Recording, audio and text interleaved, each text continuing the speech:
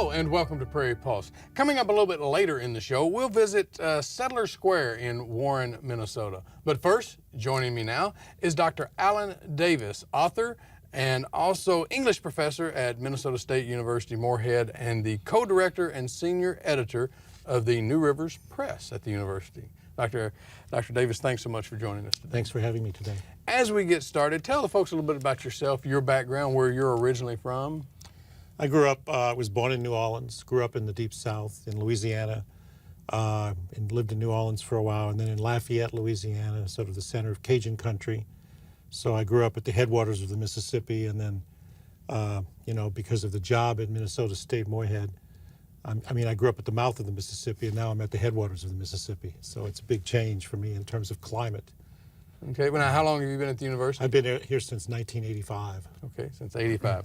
Well, now, we're here today to talk about a couple of things, and mainly your book. How many books have you written, though? This is my third collection of stories. Okay, your third collection. But your new book, and that's what we're here to talk about, is a book of short stories, so bravely vegetative. Can you tell us about this book? Yeah, this is a little different from my first two books. In my first two books, the stories, in terms of length, are more conventional, 10 to 25 pages. Here, there are a few longer stories, but many are shorts. And I was deliberately experimenting with juxtaposing these very brief stories so that readers can read them in 4 or 5 pages and moving around a lot. Some of the stories are set in the Deep South. Some are autobiographical. One's about my uncle, Joe, who died in Hurricane Katrina, and others about my family. I grew up in a Catholic family. I was the oldest of 7 kids. And so some of my brothers and sisters appear in fictional versions in these stories. A couple of stories about brushes that I've had with celebrities. One is about the time I had a drink with the writer Paul Simon and inspired him to write the song, "You Can Call Me Al."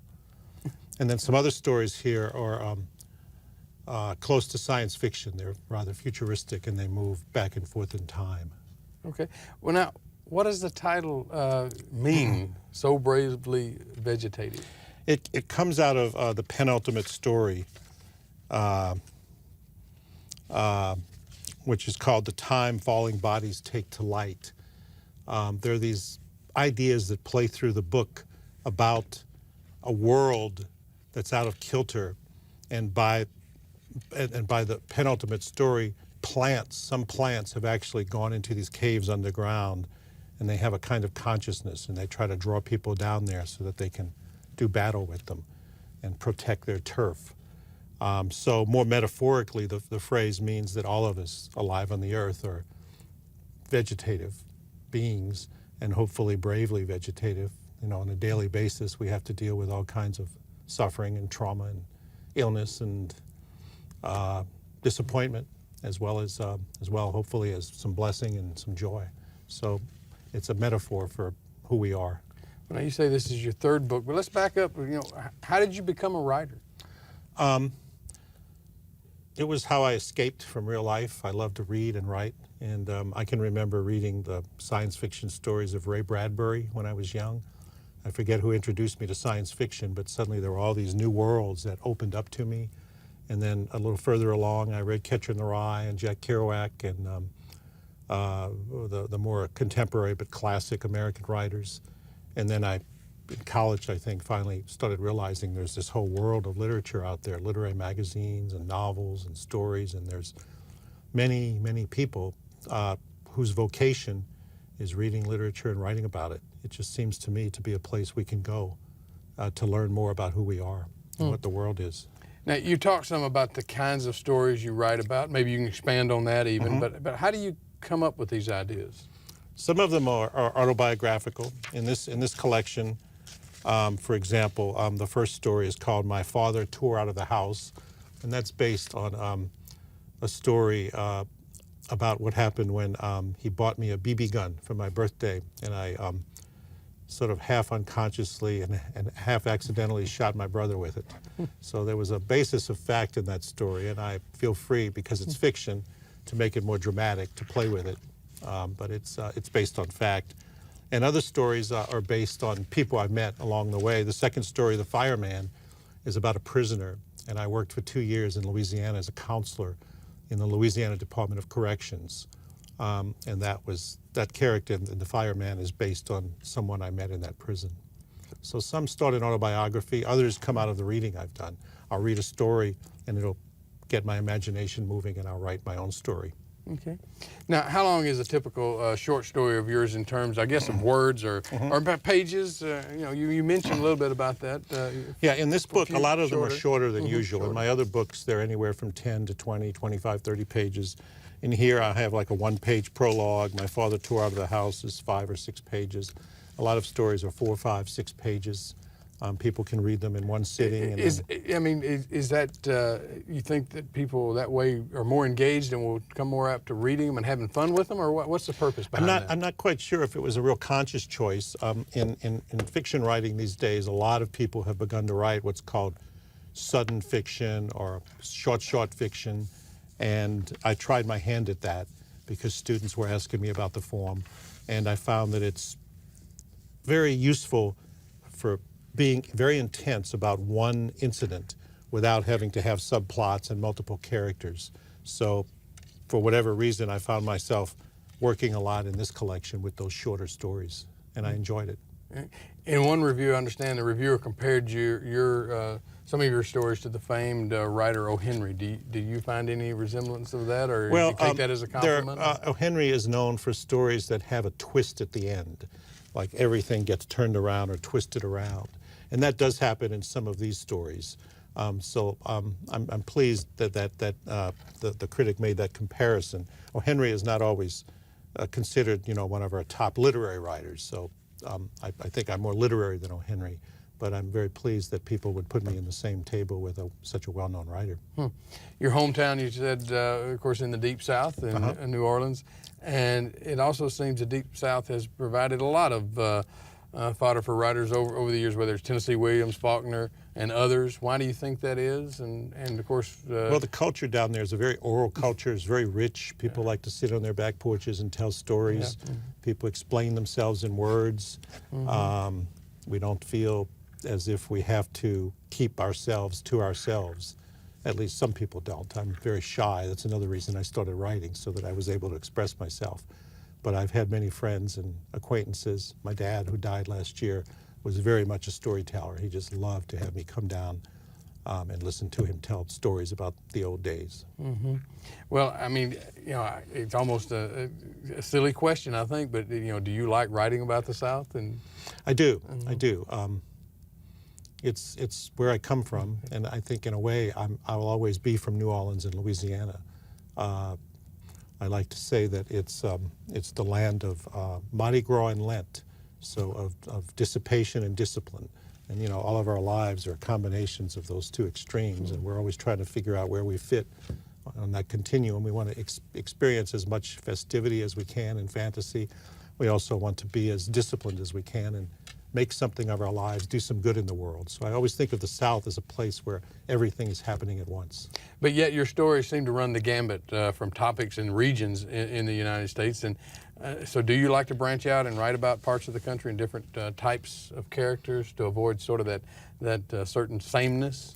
I do, yeah. In my first book, Rumors from the Lost World, one of the reviewers went out of her way to say that it was a story full of diversity, that the characters were from all walks of life and all parts of the country.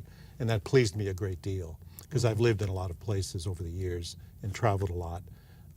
And it's just quite amazing how much diversity there is in the world. And I'd like to get as much of that as possible into my work. Okay. Well, with that said, could you take the opportunity to read us something out of your new book here? Oh, I'd be happy to. I thought I would read briefly from the last story in the book, which is called an epilogue, The Things We Say When We Say Goodbye. And I'll read a few paragraphs from the beginning and then from the end. After Hurricane Katrina, my Uncle Joe's apartment house in the Lakeview area of New Orleans had a spray-painted scrawl on it, indicating that it had been checked for bodies and none had been found. But his body was inside. A volunteer rechecked the apartment as a favor to my cousin and discovered Joe's remains.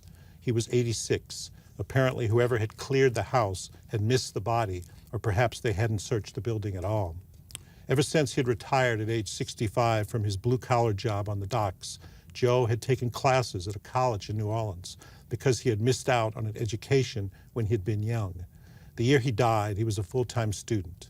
The last time I'd talked to him, he had wanted to discuss a term paper he had been writing about Walker Percy's novel, The Moviegoer.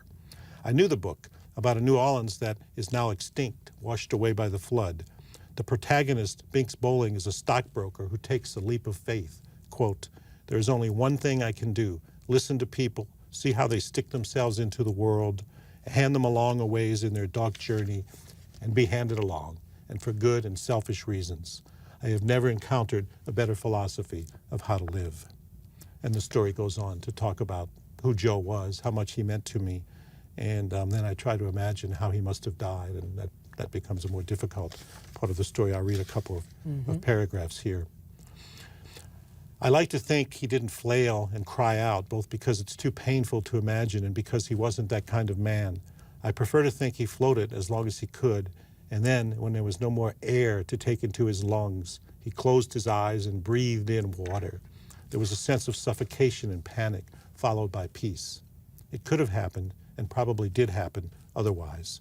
I expect he wasn't ready to die, who is, and fought against his fate, despite his age, despite his love of the Jesus prayer, despite his almost Buddhist belief, though he never would have called it that, in the way each moment can be an eternity if we approach it without expectation or regret. But I like to think of him facing death as he did life, with dignity.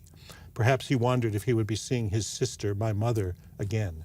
She was a devout Catholic until the very end, when she died with 6 of her 7 children gathered around her oxygen tent. I don't know if Joe attended Mass on Sundays. It wasn't something the two of us ever talked about, but I believe that, like me, he had an unspoken faith in New Orleans, city of our dreams and nightmares, city of Lent and Mardi Gras, of discipline and dissipation. I love that city, where I was brought up and where Joe lived for 86 years, and I had faith that wherever I went in the world, I could always return to its dilapidated glory. I see now that disaster was always, is always, a heartbeat away. So obviously this is very personal to you. Very personal, yeah. Is this a way for you to sort of deal with the grief I think so, yeah. It was a way to deal with the grief.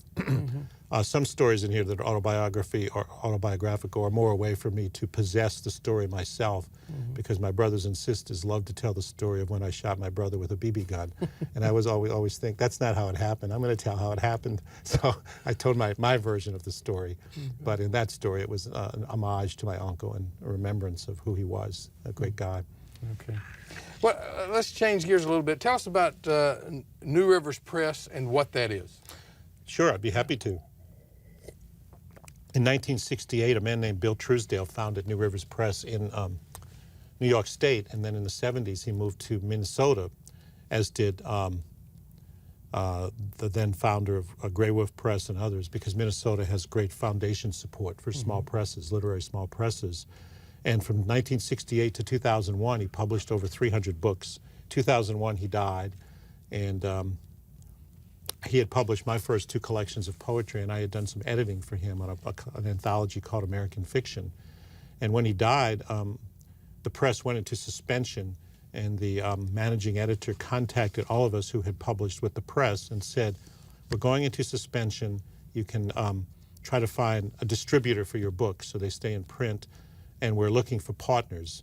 If we can't find a partner, the press will have to go out of business."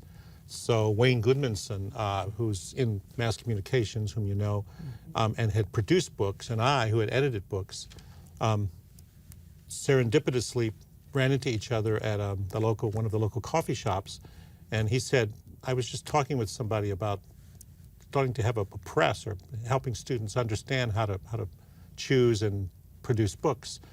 And I said, "Well, interesting you should mention that, because I know of a press that's looking for a campus or looking for a partner." So Wayne and I worked with many people, including the Attorney General, to figure out how one nonprofit could be taken over by another nonprofit. And in 2001, moved it to campus. And then in 2003, began publishing books again. So we publish books as we did in the past, only 6 a year instead of 12 or 15 as the old press did. And we also serve as a teaching press. Students can earn a certificate in publishing.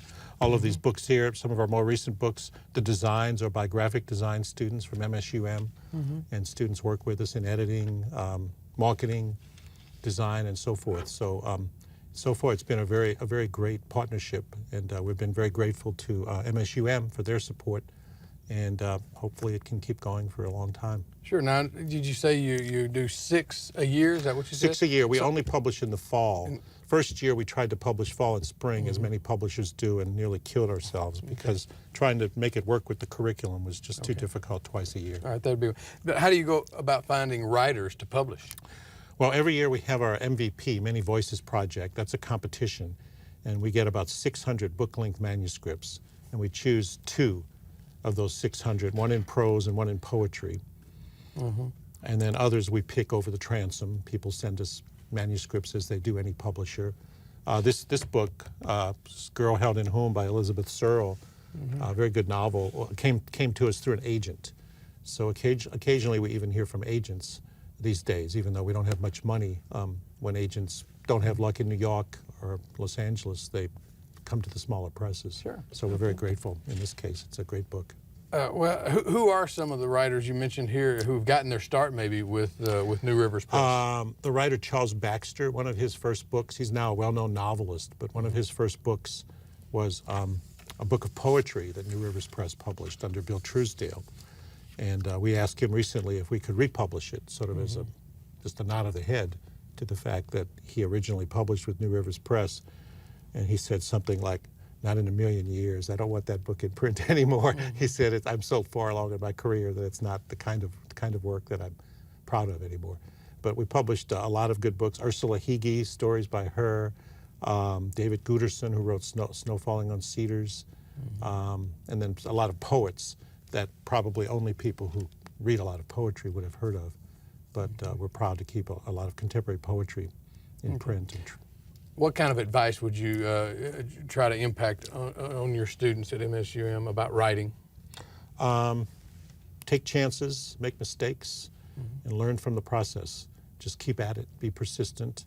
When people have the willingness to read what you've written, whether it's in a class or otherwise, listen carefully to what they say, and if it makes sense to you, then consider rewriting, but try to stick to your vision and try to keep doing what you're capable of doing until you get your own vision, your own way of seeing the world onto the page, and tell good stories if you're a storyteller.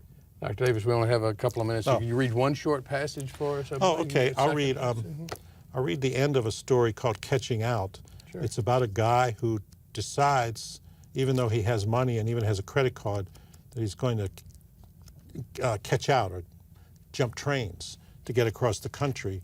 And I'll read you a page about where he ends up.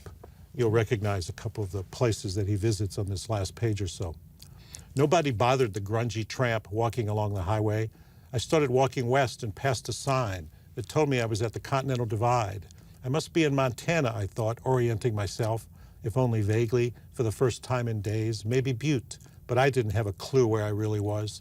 That meant that I could fall into the eastern watershed all the way to Kentucky, which is where he's heading. I breathed in the unique air in the middle of the country and spotted the golden arches of a McDonald's and headed for it.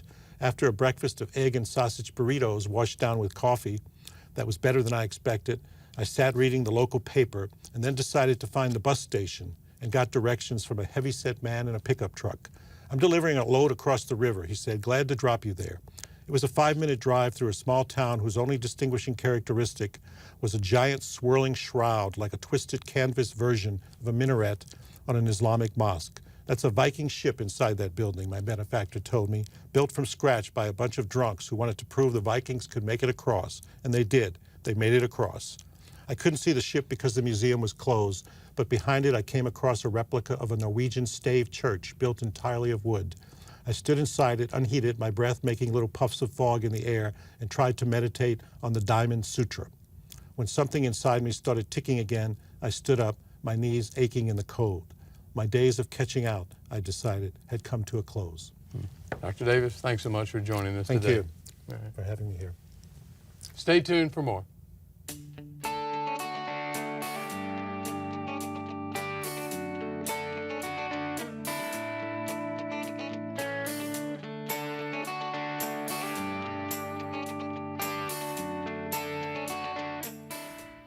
The Settler Square Village in Warren, Minnesota is a walk back in time for visitors as they experience preserved buildings and tractors and artifacts from the town's past.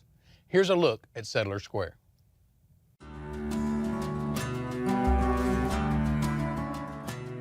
We call it keeping history alive. That's kind of what our mission statement is.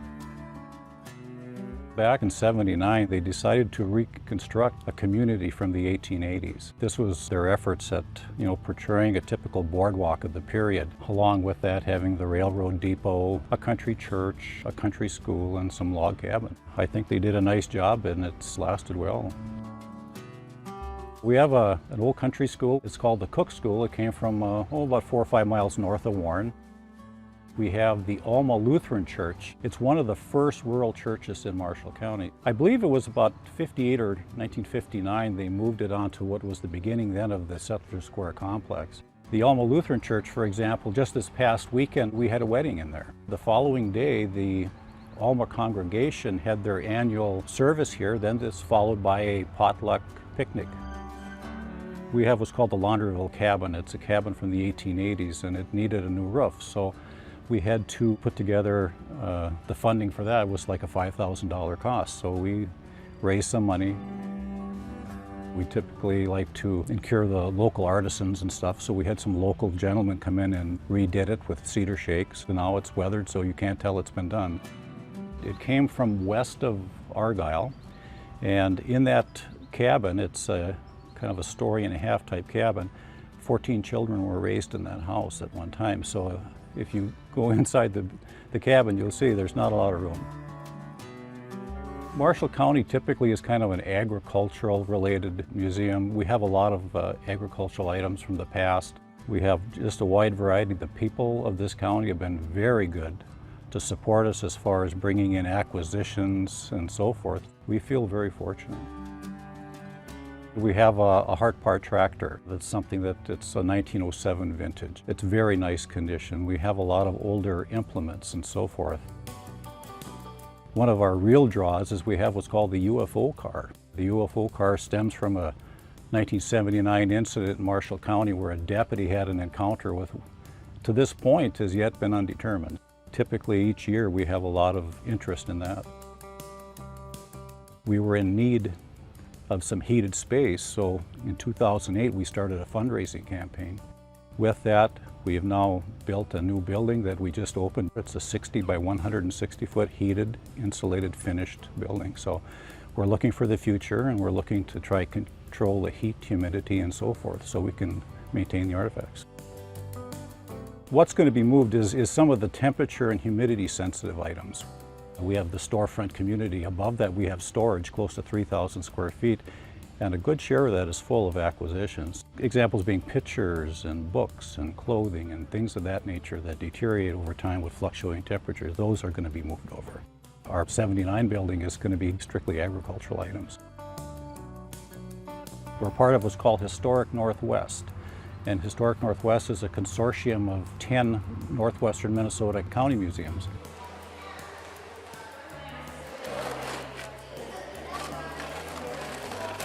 We have a lot going on. We have kids programs, one program every month starting in June, July, and August.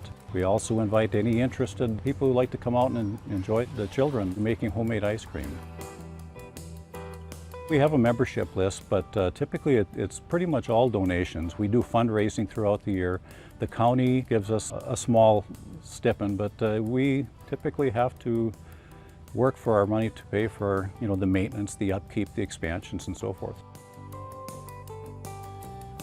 We open the 1st of May and we go into Labor Day. We're open Wednesdays, Thursdays, and Fridays, 9 to 5 every week. And then we're open on weekends for appointments. Typically we like to encourage groups or small groups so we can open up for them. With the new building now, we'll be able to work into the winter months because we'll have heat for our first time ever.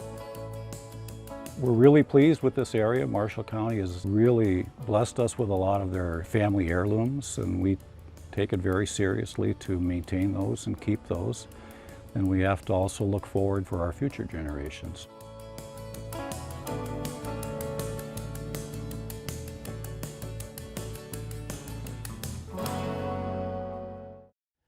Well, that's all we have on Prairie Pulse for this week. And as always, thanks for watching.